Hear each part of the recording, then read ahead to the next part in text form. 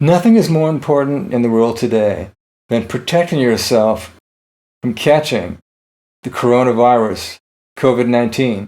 If you're a singer, outside of having poor vocal technique, nothing is going to tank your vocal performances faster than catching a cold or getting the flu. In this video, I'm going to share some great information about how you can protect yourself from contracting a virus.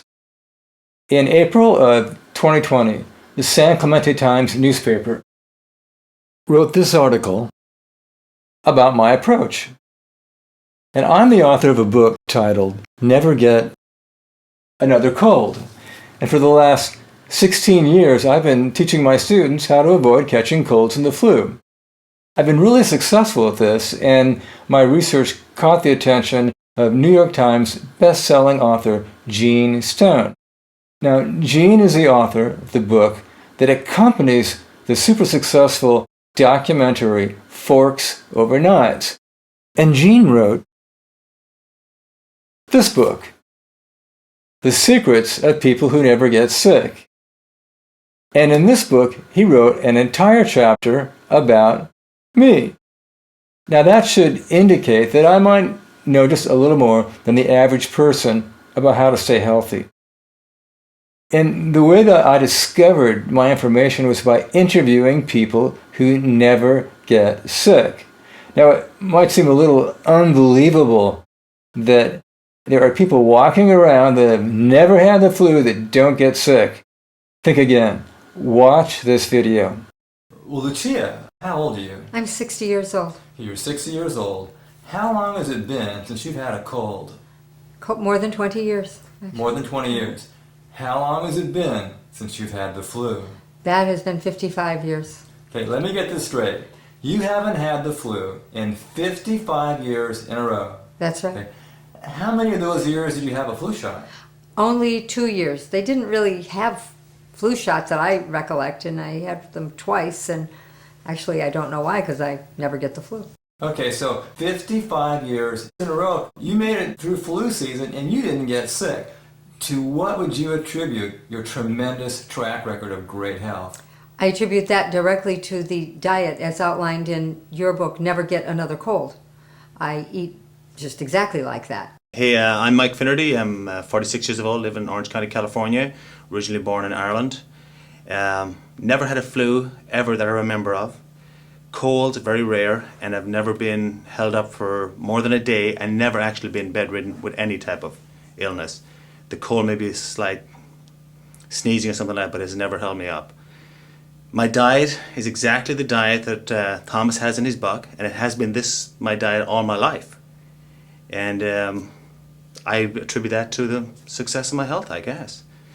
Well, Rosanna, you've been following the NGAC, that's short for Never Get Another Cold diet, now for quite some time. Why don't you tell me a little bit about what this diet has done for your health? Well, I'm a school teacher, and in my 11-year career as a teacher, every year I've gotten sick or I've gotten the flu. Last year I started the NGAC diet, and since I've done that, I have not gotten sick and I haven't gotten the flu. And in that time, we even had 2 rounds of flu run through our school. I had kids coming up hugging me, so I thought for sure I was definitely gonna get the flu, and I just didn't. I didn't get sick at all. And even come to mention it, in the past years when I did get sick, there was times I had a flu shot, and I got sick anyway. So I was really amazed that this past year I didn't get the flu at all. So let me get this straight. So in your 11-year history as a teacher, every single year you would get sick, sometimes more than once. Yeah, sometimes more than once. With colds or with the flu. And last season, before flu season hit, you started the NGAC diet, and that was the first time in your history that you didn't get sick. Yeah, I would say that's the very first time. But that's not the end of the story, is it? Because no. that was last year, and this is yet a new flu season, and we're quite a ways into it. Well, tell me about this season. Well, this year I still I haven't gotten sick at all. I've still been following the diet. I can tell the flu season's in because I've had teacher friends calling me. They're sick. They're not going into work. I've had to translate for teachers for conferences. They haven't come in because they got the flu. Family members have been sick. The students have been sick. And here I am, and I haven't been sick, and I don't have the flu. So I really attribute that to the NJC diet. Since Halloween, or I guess between Halloween and the end of the year, in that time period, everybody in the office area that I work in has caught a cold or a virus or both. Everybody's caught something, with the exception of me. I've not caught anything. Also, in my family, each of my kids has caught a cold, sometime between Halloween and Christmas. And usually, when my kids catch a cold, then they pass it on to my wife and myself. This year, my wife did catch the cold after the kids caught it, but I didn't catch it. And I've been cold-free, completely healthy, no sickness, no nothing. I attribute that to following this diet plan that you recommended in your book, How to Never Get Another Cold. And I started doing that a few months back. I've been 100% healthy, ready to roll all the time. And it's been great. Usually once a year, I'll catch a cold. And typically I'll catch a cold around, this time when everybody else seems to get a cold. And really in particular, when my kids catch a cold, most of the time when it's around this Thanksgiving, Christmas, New Year's time, I'll catch a cold from my kids. But this year it hasn't happened. And I haven't had a hint of anything. No scratchy throat, there's been no instances where I thought I was catching a cold and it went away. My immune system seems to be rock solid, and I attribute it to this diet that I'm following. Seems to have made a big difference, and I appreciate it. Now, at this point, you're probably wondering what on earth are these people doing to stay so healthy? Well, the answer is really simple. After interviewing people like Lucia Bartoli and Mike Finnerty and others that never get sick, a common thread emerged. They don't eat anything that sends a jolt of acid into their system after consumption. Now, there are two ways to measure this. Number one, you can check your pH. This is pH testing paper. And after you've eaten a meal, first time you go to the bathroom, if you just pee on the test paper, you can check the color of the paper, and that'll tell you whether that meal was really acidic or alkaline. What we want is an alkaline meal. Now, the other way to test is by testing your blood glucose level. If it spikes after a meal, you're in trouble. The International Diabetes Federation published a statement that says the coronavirus may thrive in an environment of elevated blood glucose. And this is exactly what I found to be true. Viruses love sugar. They thrive on it. So if you're eating anything with a lot of sugar, like soft drinks, energy drinks, candy bars, desserts, ice cream, you're going to be creating within yourself an environment that's really hospitable to a virus. You can also do the same thing by drinking alcohol, a lot of alcoholic beverages. Now, some alcoholic beverages do spike your blood glucose level, but some don't, like vodka. You can drink a glass of vodka, and although it's really acidic, your blood glucose level doesn't necessarily spike.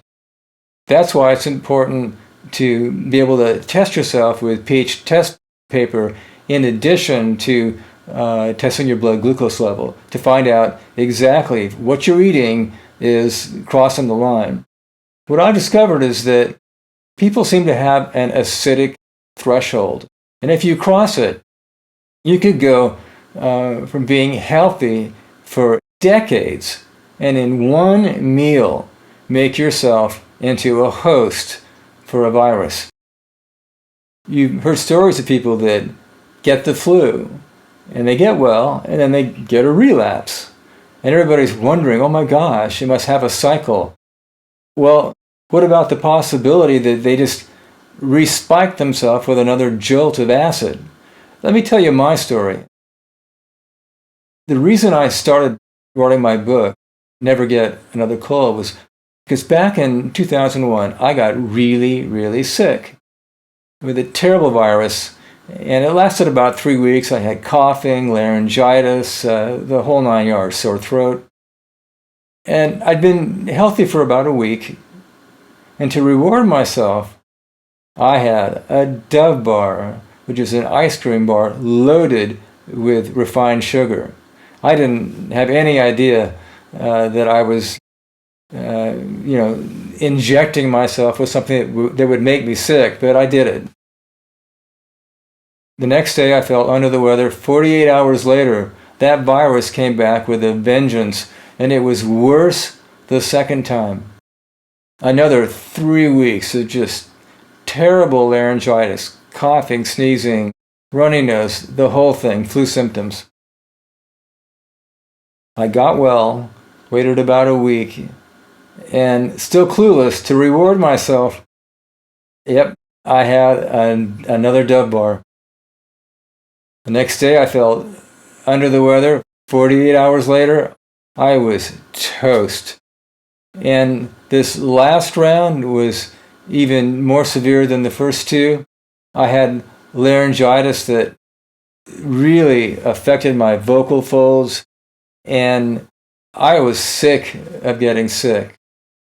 So I went to my doctor and I said, well, what on earth can I do to prevent this from happening in the future? And all he could tell me was, well, I've got this drug and this drug that can, mask some of the symptoms, help you with the fever, lozenges for your sore throats. I go, no, you don't get it. I don't want to mask the symptoms. I want to prevent the illness. He said, well, Thomas, there's no cure for the common cold. Well, yeah, but to be cured of something, you have to catch it. I want to know how to not catch it. He had no answer. So right at that moment, I had an epiphany. Why don't I just interview people that never get sick? And so that's what I started doing, and that's where all of this information came from.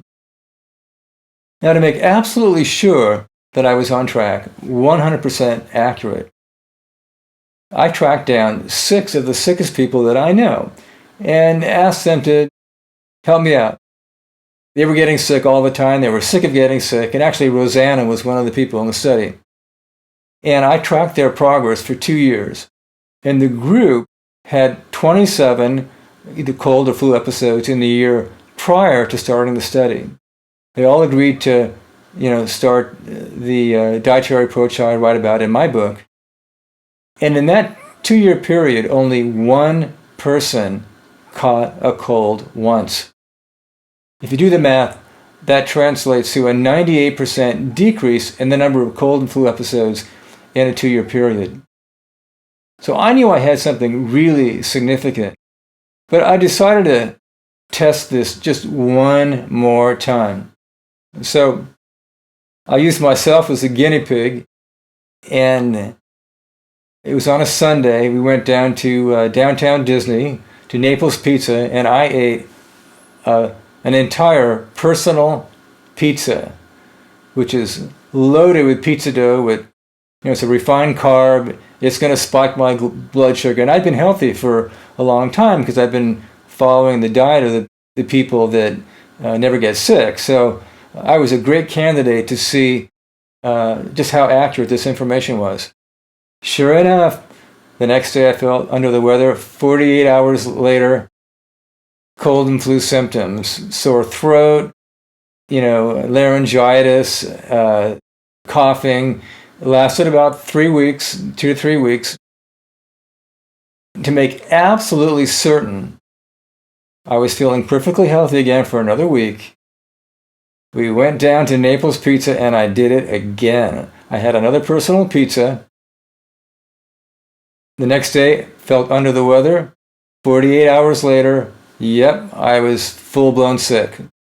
So I knew I had relevant information. I tested it personally.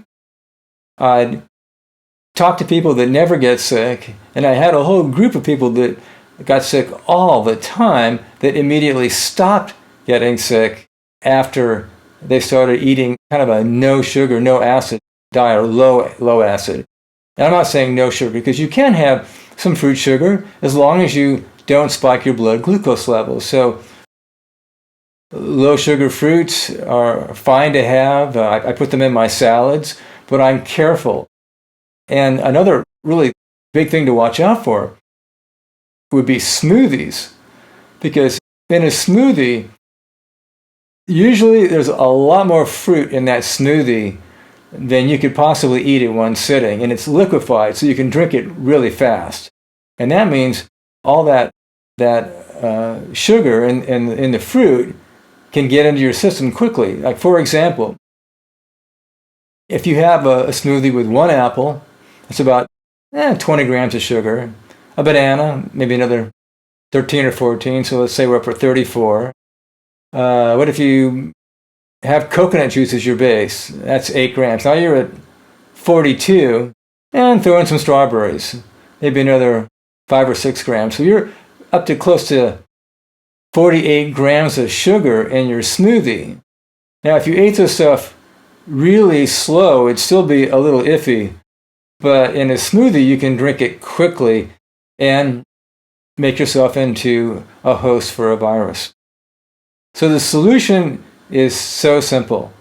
If you want to protect yourself in the way that Lucia and Mike did from the coronavirus or any other cold or flu that happens to be going around, simply avoid eating anything that causes an acidic jolt to your system.